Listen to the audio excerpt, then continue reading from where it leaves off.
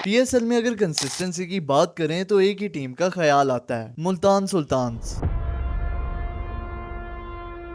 Without any doubt performance wise तो Multan Sultans आज PSL की सेकंड बेस्ट टीम है, लेकिन फॉर्चून वाइज सबसे अनलकीस्ट भी। इनकी कंसिस्टेंसी का आलम यह है कि पिछले 4 सालों से मुल्तान लगातार फाइनल्स खेलती आ रही है और 5 सीजन से मुसलसल प्लेऑफ्स। अपने पहले 2 बेकार सीजन्स के बाद मुल्तान ने ऐसी फॉर्म पकड़ी कि पीएसएल 9 तक दोबारा कभी पीछे मुड़कर नहीं देखा। इन 5 सालों के दौरान मुल्तान ने एक अलग डोमिनेशन ही बना ली थी कि हर सीजन में मुल्तान का टॉप चार्ट्स पर रहना तो गारंटीड हो गया था, लेकिन फिर हमेशा एंड पर आकर अपने नर्व्स पर काबू ना रखने की वजह से मुल्तान आज भी सिर्फ एक ट्रॉफी के साथ ही बैठा हुआ है। लेकिन इस सीजन में आकर तो ये टीम ऐसी बिखरी कि 9 मैचेस में मुल्तान अभी तक सिर्फ एक मैच ही जीत पाया है और सबसे पहले पीएसएल 10 से नॉकआउट होने वाली टीम बन चुकी है। लेकिन सबसे शॉकिंग बात कि मुल्तान क्रिकेट ग्राउंड, जिसे इनके लिए सुल्तान्स फोर्ट कहा जाता है, क्योंकि इस ग्राउंड पर मुल्तान की टीम ने इस सीजन से पहले सिर्फ 2 मैच ही हारे थे, लेकिन उसी ग्राउंड में मुल्तान के लिए इस सीजन में एक मैच जीतना भी मुश्किल हुआ है। जिसके बाद कई सवाल खड़े होते हैं कि आखिर क्या रीजंस बनी कि लास्ट 5 सीजन्स की सबसे कंसिस्टेंट टीम इस सीजन में एक मैच जीतने के लिए भी स्ट्रगल करती नजर आ रही थी।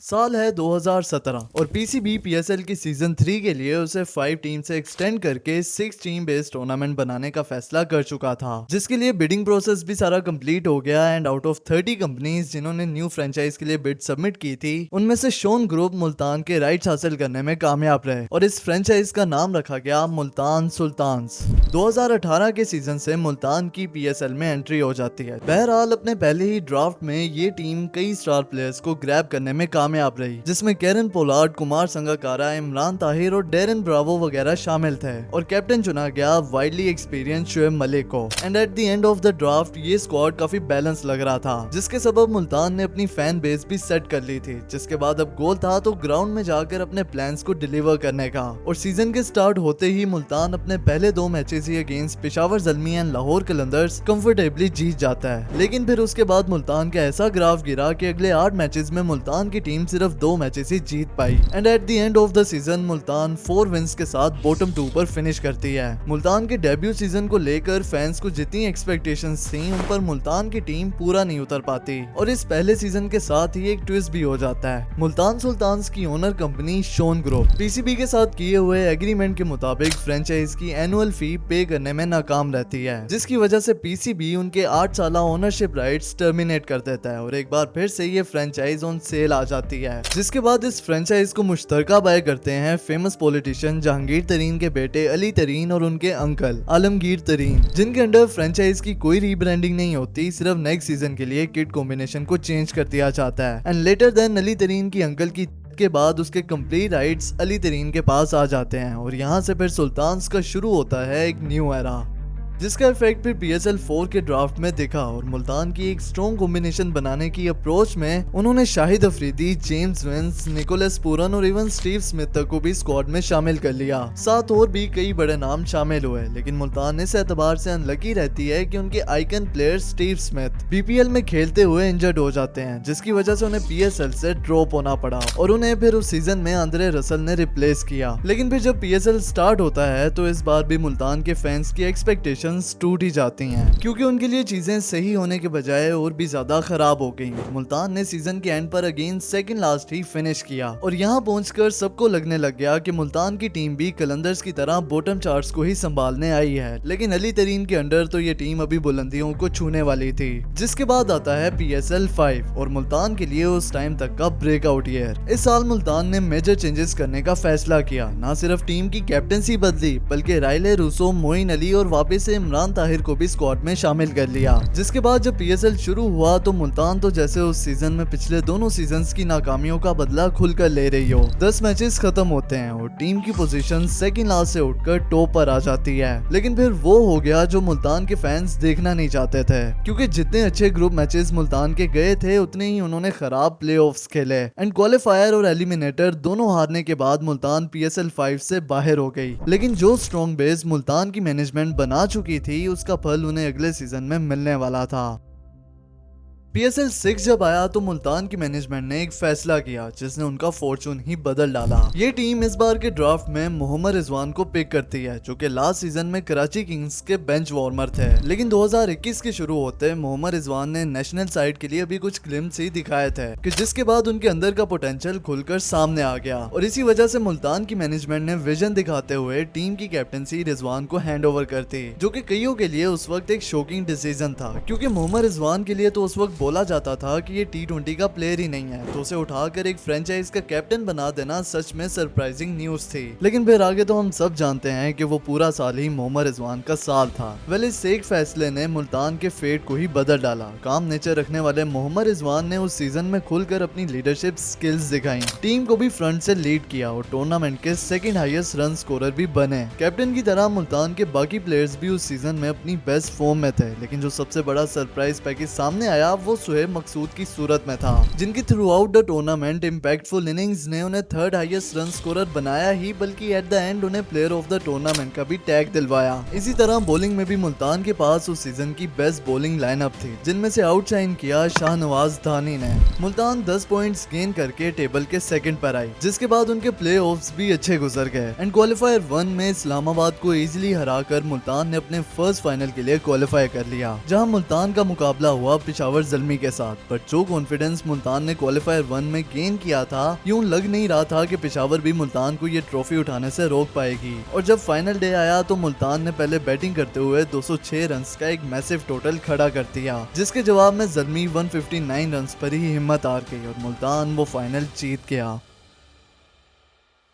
इस सीजन में मुल्तान के चैंपियंस बनने के पीछे जो मेन रीजंस थे उनमें से एक तो मोहम्मद रिजवान की कप्तानी थी। जिस तरह से रिजवान ने अपनी टीम को फ्रंट से लीड किया हुआ था, कप्तान की ऐसी अप्रोच देखकर टीम भी काफी कॉन्फिडेंस गेन करती है और परफॉर्मेंस देती है। और दूसरा, मुल्तान ने एक ऐसा कॉम्बिनेशन सेट किया था जिसमें हर एक प्लेयर परफॉर्म करके दे रहा था। इसी वजह से जिन प्लेयर्स ने उस सीजन में परफॉर्म किया वो फिर अगले 4 सीजन तक मुल्तान के कोर प्लेयर्स बन गए, जिसके बाद 2022 के सीजन में भी मुल्तान की एक अलग ही थी। मुल्तान उस सीजन में ग्रुप स्टेजेस के 9 मैचेस जीतती है और सिर्फ एक मैच ही हारती है, जो कि आज तक PSL टीम्स के बीच एक रिकॉर्ड सीजन है। लेकिन क्वालिफायर तक लिटरली वन साइडेड डोमिनेशन के बाद मुल्तान फाइनल में आकर लाहौर के अगेंस्ट ढेर हो जाती है और लाहौर कलंदर्स अपनी फर्स्ट PSL ट्रॉफी उठाने में कामयाब हो गई। सीजन 8 की भी स्टोरी डिफरेंट नहीं होती। पूरे टूर्नामेंट में ओवरऑल एक अच्छी परफॉर्मेंस देने के बाद एक बार फिर से मुल्तान लाहौर के ही हाथों बैक टू बैक फाइनल हार जाती है, जिसके बाद सीजन 9 में आकर मुल्तान ने कुछ चेंजेस करने का फैसला किया, जैसे कि उन्होंने अपने मेन प्लेयर राइले रूसो को ही ड्रॉप कर दिया। साथ ही शान मसूद, एहसानुल्लाह वगैरह भी ड्रॉप हुए, लेकिन इन चेंजेस का मुल्तान के ऊपर ज्यादा असर नहीं पड़ा क्योंकि जिन प्लेयर्स को मुल्तान इनकी जगह लाई उसने इस टीम को और भी ज्यादा स्ट्रॉन्ग कर दिया। यानी ये चेंजेस मुल्तान के फेवर में गए और एक बार फिर ग्रुप स्टेजेस को डोमिनेट करने के बाद मुल्तान अपने 4th कंसेक्यूटिव फाइनल के लिए क्वालिफाई कर गई, जो कि अगेंस्ट इस्लामाबाद यूनाइटेड था। लेकिन इस फाइनल में तो आकर मुल्तान ने PSL हिस्ट्री की सबसे अनलकीस्ट टीम होने का टैग हासिल करना था, क्योंकि मुल्तान लास्ट ओवर में आकर वो फाइनल मैच भी हार गई।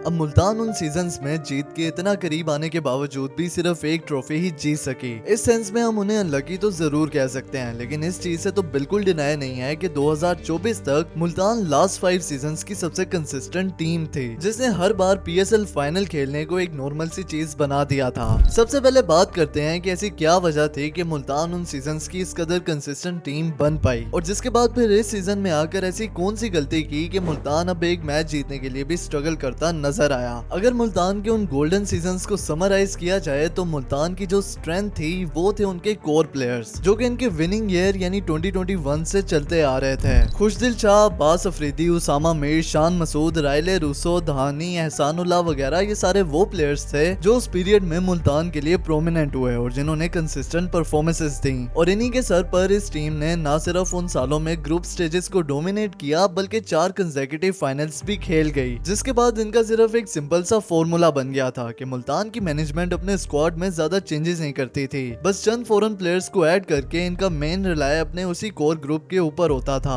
जो कि फॉर्मूला इस टीम के लिए काम करता रहा और ये टीम सबसे कंसिस्टेंट टीम कहलाई। इवन PSL 9 में आकर मुल्तान ने अपने उस ग्रुप में से कुछ प्लेयर्स को जाने भी दिया, लेकिन उस सीजन में उन्हें उनकी अच्छी रिप्लेसमेंट्स भी मिल गईं, जिसकी वजह से इनकी परफॉर्मेंस डिक्लाइन नहीं हुई। लेकिन PSL 10 में तो आकर मुल्तान ने ऐसे ब्लंडर किए कि पिछले 5 सीजन से अपनी परफॉर्मेंसेस के दम पर जो सुप्रीमेसी बनाई हुई थी, इस सीजन में वो सारी खत्म होकर रह गई। मुल्तान ने इस बार के स्क्वाड में 10 चेंजेस किए, including their 2 main players Khushdil Shah and Abbas Afridi. Khushdil Shah जो मुल्तान के लिए एंड पर आकर मैच फिनिश करते थे और बॉलिंग में भी मिडल में आकर इकोनॉमी बॉलिंग कर जाते थे। उस की परफॉर्मर के साथ साथ मुल्तान ने अब्बास अफरीदी जो कि ऑनगोइंग सीजन के लीडिंग विकेट टेकर हैं, उन दोनों को ही ड्रॉप कर दिया। जब ऐसे क्रूशियल चेंजेस स्क्वाड में किए जाएंगे तो कम ही होता है कि कोई नया प्लेयर आकर उसे एक खास प्लेयर को रिप्लेस कर पाए, जिसका रिजल्ट फिर हम सबके सामने है कि इस सीजन में ना ही मुल्तान की बैटिंग कुछ कर पाई और ना ही उनके बॉलर्स को इम्पैक्ट बना पाए और मुल्तान PSL 10 से सबसे पहले एलिमिनेट होने वाली टीम बन गई।